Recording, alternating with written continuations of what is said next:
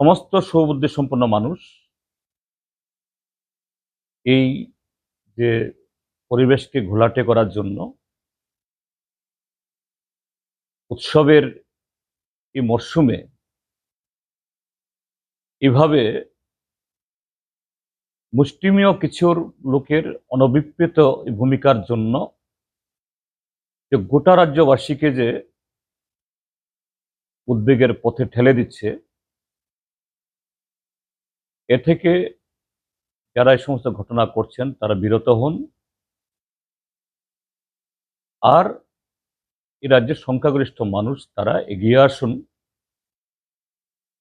এই অনভিপ্রেত ঘটনাবলী যাতে আর একটাও না হয়, এটাকে বিরত করার জন্য, এটাকে রোখার জন্য।